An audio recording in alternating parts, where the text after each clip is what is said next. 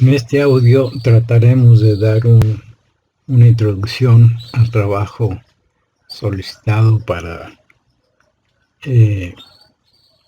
relatar algunos acontecimientos importantes en el pueblo de Mixcoac. En primer lugar, debemos dar un esbozo general y algo de historia.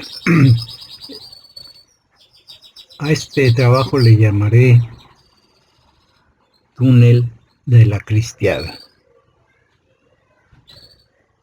Debemos partir inicialmente de la situación vivida por allá en 1928-30, en la que mis abuelos tenían una, vamos a llamarle, posición boyante, y vivieron en la esquina de Goya y Augusto Rodin. En esa esquina existe aún una casa muy grande, que no sé si tenga más de 100 años, a la que en aquel entonces le llamaban la casona. Ahí en esa casona, que no era de mis abuelos, sin embargo ahí vivían, es algo increíblemente hermoso. Actualmente esa edificación está siendo usada o es propiedad de la Universidad Panamericana. Yo tuve la oportunidad de ingresar a la universidad en plan de observación hará unos 40 años. No, puedo estar equivocado, debe ser menos, unos 30 años quizás, y observé una serie de jardines fastuosos, ordenados, bellos, a la antigua usanza del siglo XIX. Pues bien, en esa casona vivieron mis abuelos durante el periodo de 1922 a 1931-32. Cuentan mi madre y obviamente mis abuelos que ya no están. Cuentan que, dado que mi abuelo era sumamente religioso, se acostumbraba en esas costumbres de antaño, el rezo del rosario todos los días a las 7 de la noche. Y en algunas ocasiones, en el domingo, algún sacerdote iba y ahí mi abuelo había hecho un altar de madera precioso que aún existe. Existe en Cholula, donde al final murieron mis abuelos. En ese altar se oficiaba la misa respectiva. Mayormente se hacía durante la época de la persecución cristera. Pues bien, en ese recinto, supongo yo que le llamaban la sala de visitas, en esa sala a diario se rezaba el rosario. Yo entré a ese lugar en el que actualmente ahora es un salón de clases, algo muy hermoso. En el lugar donde tenía mi abuelo el altar, era la esquina sur poniente de ese recinto. Ahí, por alguna decisión, mi abuelo edificó su altar, que de hecho, o sea de paso, es un altar labrado en madera, muy hermoso, hecho por él. En esa esquina puso el altar, no pegado exactamente a una pared, sino entre dos paredes. Quiere decir que atrás del altar quedaba un espacio vacío. Por azares del destino, ya ven que así es el destino, en una ocasión se le cayó un florero atrás del altar y hubo necesidad de moverlo y meter algunos aditamentos para poder sacar el florero. Eran floreros muy grandes, pesados, y por alguna razón, como digo, golpeó una de las paredes, la pared que da a la habitación del lado norte, que colinda con la calle de Augusto Rodin. Perdón, dije lado norte, no, es lado poniente. Bueno, ahí él notó que al golpear no sé si sería una escalera, un banco o algo, él oyó un golpe en el que se escuchaba una zona hueca en ese muro. Debo decirles que esos muros tenían un ancho promedio de 60 a 80 centímetros. Eran verdaderamente una fortaleza. Entonces le llamó la atención y día tras día después de sus rezos se metía atrás del altar y primero, esto lo estoy imaginando, lo hacía con los nudillos de la mano, quizás con un palo, un martillo, y pegaba en otro lado, y ahí se notaba que no había hueco, sonaba diferente. Y en una ocasión se decidió a empezar a quitar más bien en abrir esa pared. Va siendo la sorpresa que una vez que se había abierto ese hueco, encontró una escalera, antes de la escalera encontró una reja forjada de hierro, y ahí, al abrirla, encontró una escalera que bajaba unos de 8 a 10 metros, según alguna vez recordé la plática de mi abuelo. Él, como muy prudente y precavido que era, nunca les pedía a sus hijos que lo acompañaran. Mis tíos, mi madre, eran chiquillos en esa época. Y entonces le llamó a un amigo que él tenía.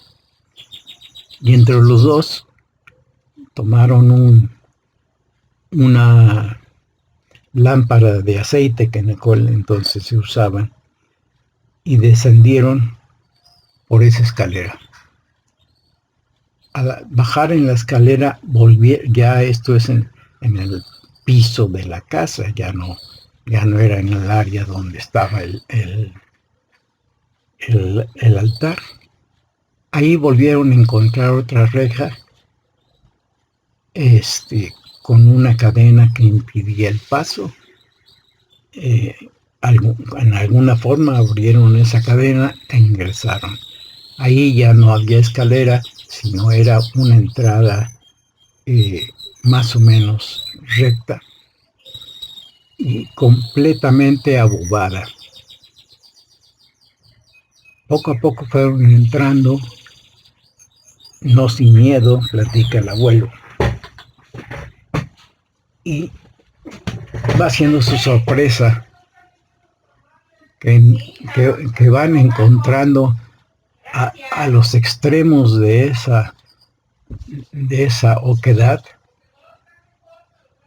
nichos, algunos cerrados con inscripciones de del nombre de la persona que ahí descansaba, y otros que ese es lo más importante y tenebroso, vamos a decirle, que contenían los restos de personas ya momificadas o muertas mucho tiempo atrás. Bueno, no mucho tiempo atrás, porque de 8 a 10 metros, según alguna vez recordé la plática de mi abuelo. Él, como muy prudente y precavido que era, nunca les pedía a sus hijos que lo acompañaran. Mis tíos, mi madre, eran chiquillos en esa época. Y entonces le llamó a un amigo que él tenía. Y entre los dos tomaron una lámpara de aceite que en aquel entonces se usaban y descendieron por esa escalera. Al bajar en la escalera, ya esto es en el piso de la casa, ya no era en el área donde estaba el altar. Ahí volvieron a encontrar otra reja con una cadena que impedía el paso. En alguna forma abrieron esa cadena e ingresaron. Ahí ya no había escalera, sino era una entrada más o menos recta y completamente abobada. Poco a poco fueron entrando, no sin miedo, platica el abuelo, y va siendo su sorpresa que van encontrando a los extremos de esa oquedad nichos, algunos cerrados con inscripciones del nombre de la persona que ahí descansaba, y otros que ese es lo más importante y tenebroso, vamos a decirle, que contenían los restos de personas ya momificadas o muertas mucho tiempo atrás. Bueno, no mucho tiempo atrás, porque yo creo que esto había pasado 5 años después de que inició lo que a continuación vamos a llamar la persecución de algunos sacerdotes en esa área episcopal. Entonces, siguieron caminando y van encontrando una serie de tesoros, véase cálices, floreros, todo eso que se usaba en aquel entonces en las actividades religiosas, pues obviamente incensarios y demás cosas. Pero encontraron alhajas, encontraron una serie de cosas, y mi abuelo, influenciado por sus ideas religiosas, influenciado por las costumbres del tiempo, influenciados por su forma de ser personal, dijo: no, aquí no debo entrar, este es un lugar sagrado. Contaba él que su amigo lo convenció y dice: no, vamos a continuar. Y continuaron por aquel túnel. Ya después del túnel ya no tenía accesorios, ni criptas, ni cadáveres apilados en nichos. Ya era un túnel completamente vacío. A la mitad del túnel, según relataba el abuelo, ya muy cerca de lo que ahora es la Campana con Avenida Revolución, había también una casa muy vieja y que en alguna ocasión yo vi sus alforjas que dividían el jardín de la calle, y por ahí, viendo por el túnel, a mano izquierda encontraron otra escalera. Ya en ese momento la saturación del aire era muy pesada y decidieron regresarse. Inmediatamente mi abuelo, no sé por qué, ya les comenté por qué tuvo esas decisiones, mandó tapiar de nuevo aquello, lo cerró como estaba y ya no volví a entrar. Debo decir que en las dos primeras etapas del túnel, donde encontraron los cadáveres y las fosas y posteriormente los tesoros religiosos, a cada lado mencionaba el abuelo que había antorchas. Obviamente ya no tenían aceite ni nada, ¿verdad? Y me imagino, porque ahí sí ya nunca fuimos testigos de eso, desafortunadamente, que se parecían a los antiguos calabozos de la edad medieval. Salió el abuelo, tapió todo, dejó como si no hubiera pasado, hasta el mismo color de pared, en fin.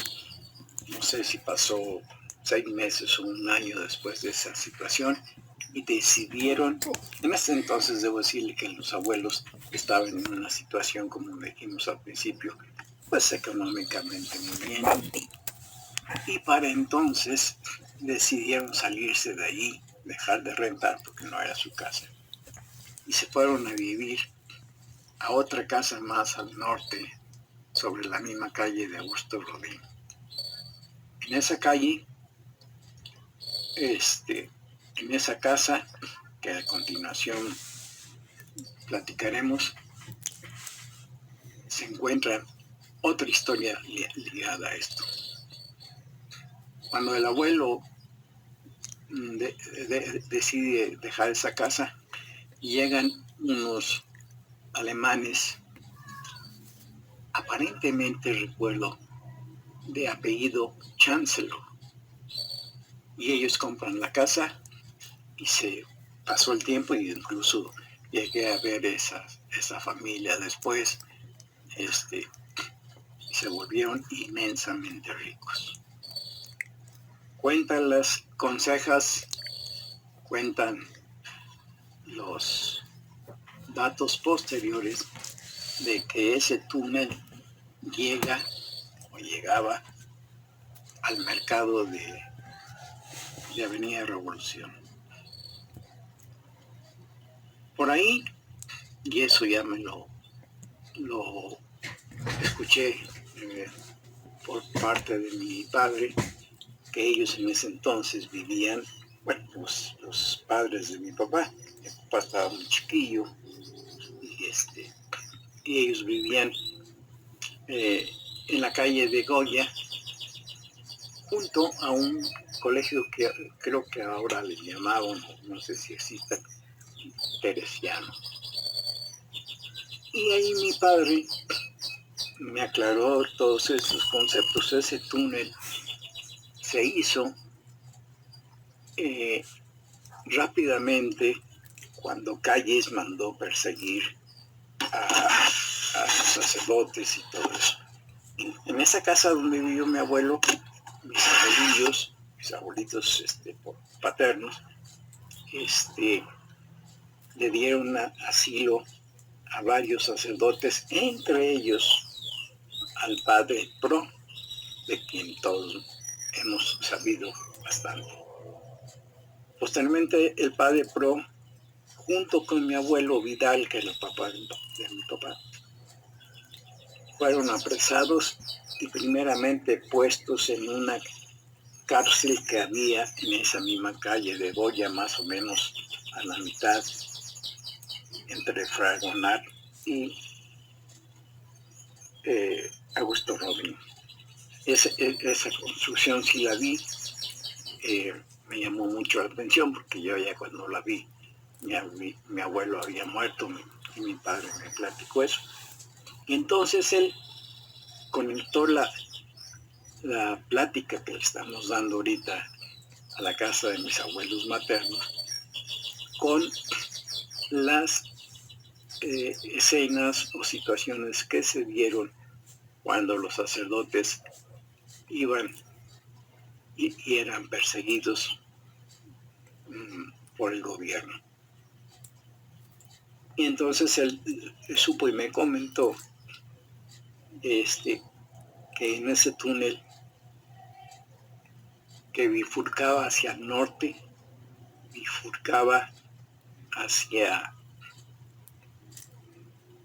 el mercado de Avenida Revolución, por ahí se escapaban o se escondían las personas que eran perseguidas. A continuación seguiremos lo sucedido y asentado en los anales del siglo pasado, sucedido, como digo, por mis abuelos, relatado dentro de la segunda casa que les he hablado, que es en Augusto Rodin. Ahí me acuerdo muy bien porque ahí viví varias etapas de mi vida muy felices de mi niñez. Augusto Rodin 103.